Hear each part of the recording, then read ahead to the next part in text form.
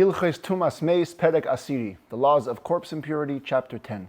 This is the last chapter dealing with graves, and it's going to be dealing with a concept which we've already had before a few times. It's called the Beis Hapras. Beis Hapras, as the Rambam defines it, basically is a field where you know you had a grave, you plowed over the grave, and now you're worried that the bones from the skeleton in that grave have been spread across the entire field.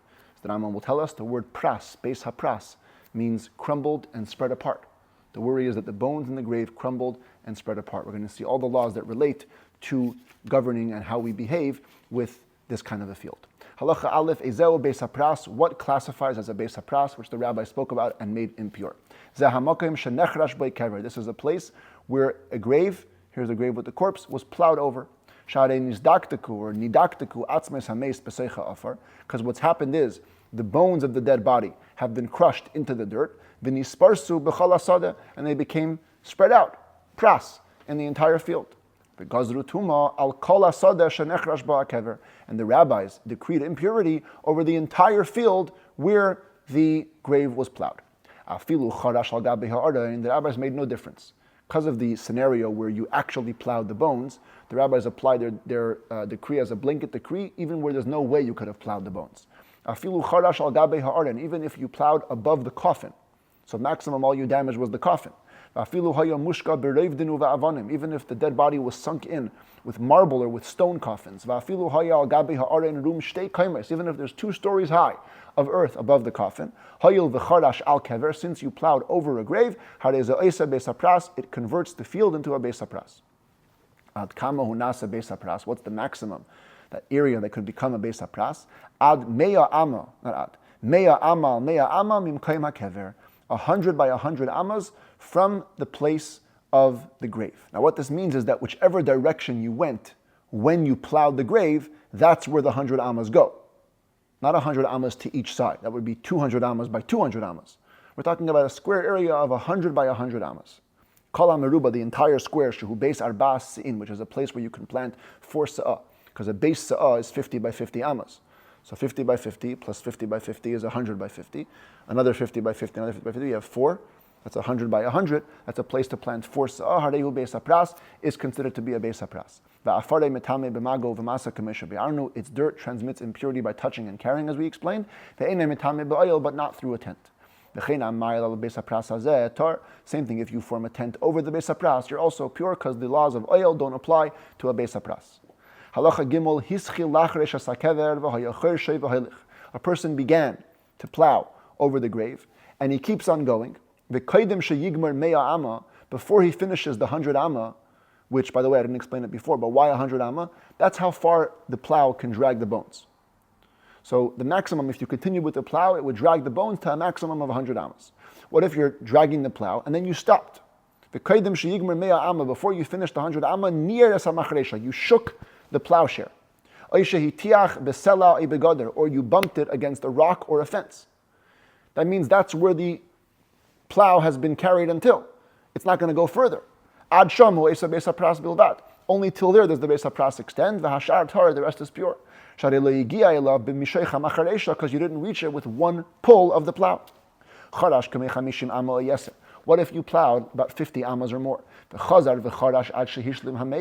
And then you finished plowing until you finished 100, even though you paused in the middle. Hakal Beis Hapras.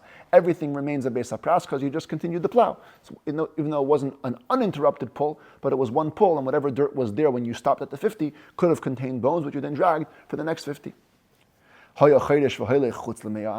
If you kept on plowing and you went even past 100 amas, from 100 amma and outwards is pure.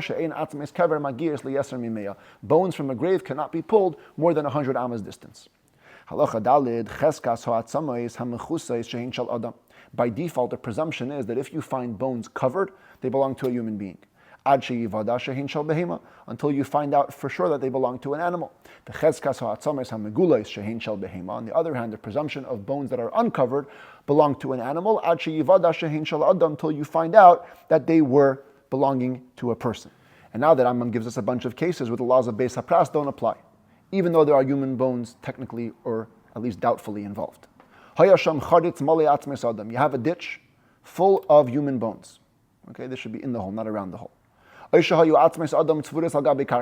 Or human bones just piled on the ground. And you plowed these bones together with the field. As we're going to see, this does not make it a beis hapras. This is a very uncommon case. The rabbis don't impose their decree here. Another case, you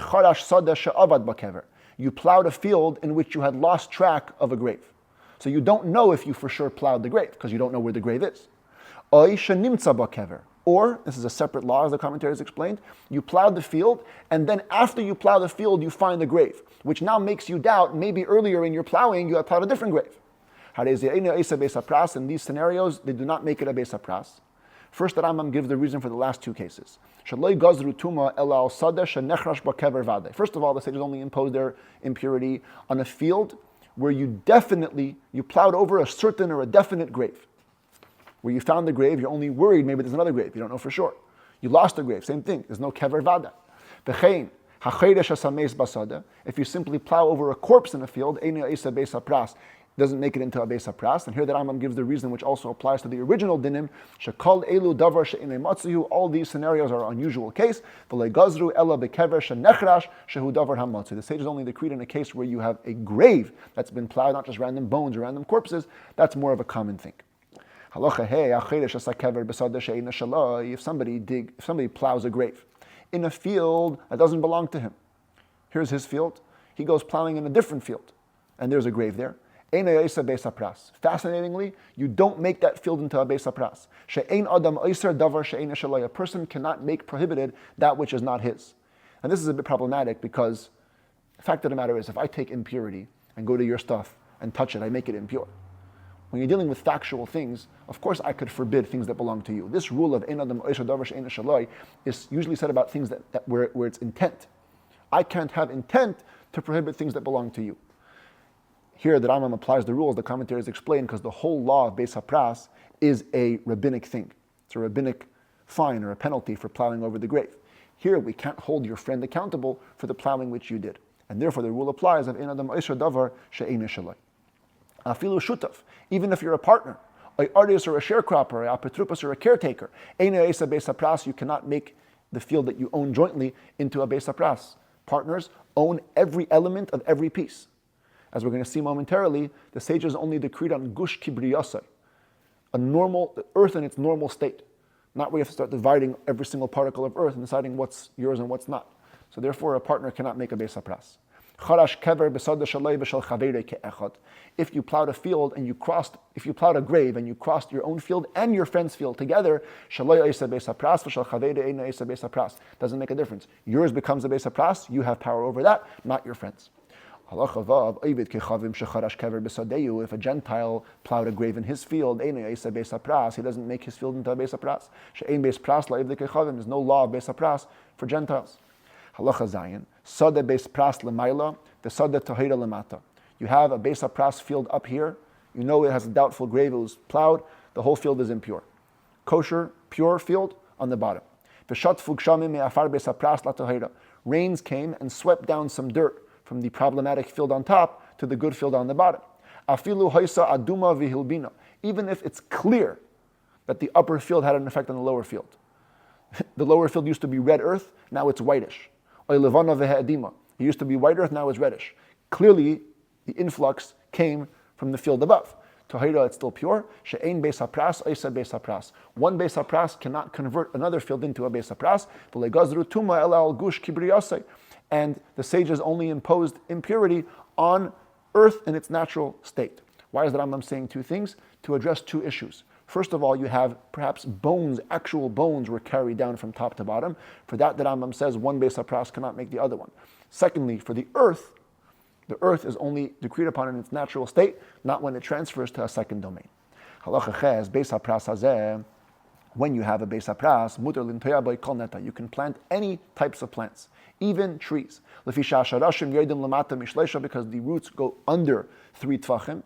In the case of a beis hapras, all you have is in the shallow earth a doubt whether the bones might be there, but definitely not in the deep earth. As we're going to learn, under 3 tvachim in a beis hapras is pure.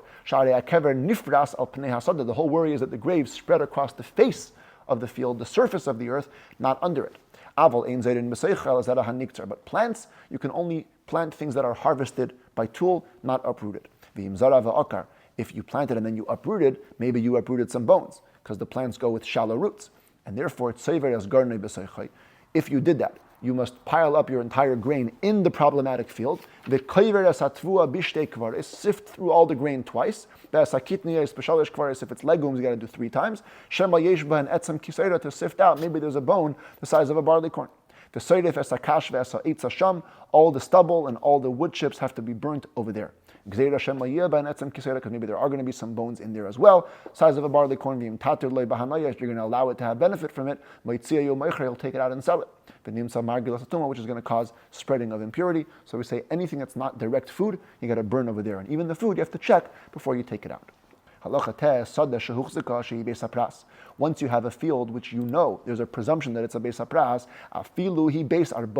even if it's huge. There's no way. The maximum distance of beis hapras is 100 amas. It's an area for 4 kur, which is like 30 times the typical area of a beis hapras.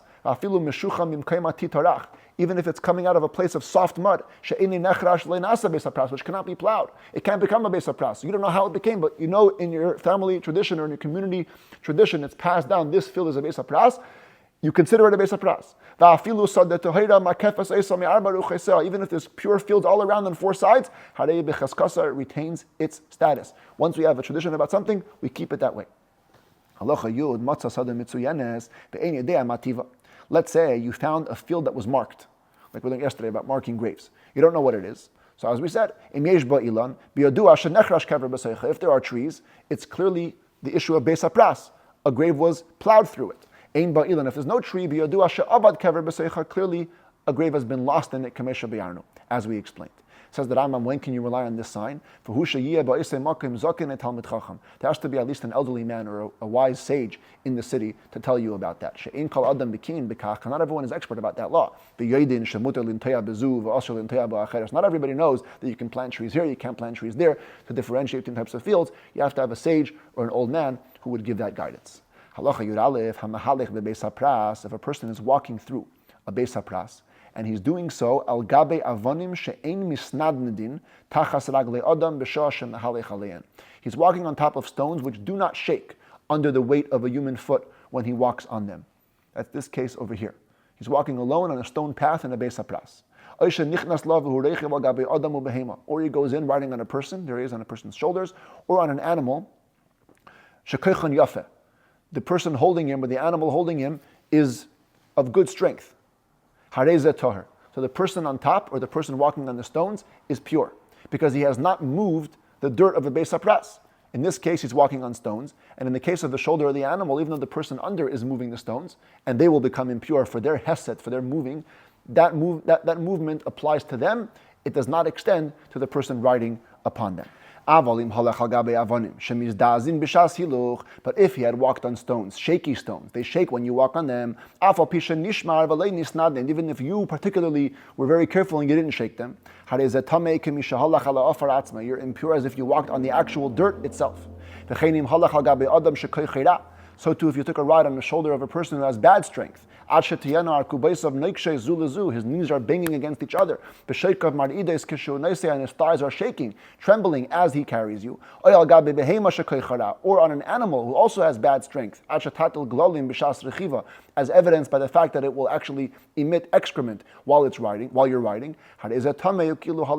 You're impure, the movement extends to you. It's as if you walked on it by your feet. If somebody wants to go through the system of purifying a beis hapras, and there is a way to do that, you have to do it in the presence of 2 Torah sages who will do the proper guidance. How do we go about purifying it? This is a huge deal. Here's our beis hapras cleaners, okay? There's our rabbis driving the truck. You have to gather all the earth that you could move from the entire surface of the field, put it through a sifter with very thin holes, pour it through, and remove every barley corn bone size that you see over there. And then it's considered pure. Another way, if you don't want to gather all the earth, shleisha tfachim afar mimakom acher. If you pour onto it 3 tfachim of dirt from a different place, oisha natal me al kol panav shleisha tfachim, or you removed 3 tfachim from the surface of the earth without even checking it, harei tahor, what remains is pure. Or what's there after you put in the second layer is pure. Because anyway, the whole tuma of the Beis HaPras only extends for 3 tfachim. So if you added 3 tfachim, that's 3 tfachim of pure earth. You took away 3 tfachim, you took away all the problematic earth, so you're good. Natal, what if you did a Jewish move? Natal mechetze echad shleisha tfachim. You took away half. This is the 3 tfachim, okay? That's the full surface where the Beis HaPras is a problem. You take away half of it. Natal mechetze echad shleisha tfachim. Then nasan al chetze acher shleisha tfachim. And you put it, as the commentators explain, the same half onto the other half. And now you've removed 3 tfachim from one half and imposed 3 tfachim on the other. Harei zeh tahor, now it's pure. Natal me'al panav tefach u'mechza. If you removed only a tefach and a half, then nasan aleh tefach u'mechza afar mimakom acher, and then you brought in from other places another tefach and a half of earth, lo asa klum, you've done nothing. Because of course you haven't solved the issue that under the tefach and a half, there's another tefach and a half that's problematic. V'chenim izkai, same thing if you removed all the stones from it. Ubadak b'shas izuk milamato milamayla, and you checked while you're removing stones on top and on bottom, lo asa klum, you've done nothing. Because you only checked where the stones are. You didn't check everywhere else. A final way to fix this field is if you floor it. You layer it with stones that are not going to move. When a person walks on them, harei zeh tahor, that's also pure because you've removed all the problem of touching dirt, which potentially has impure bones.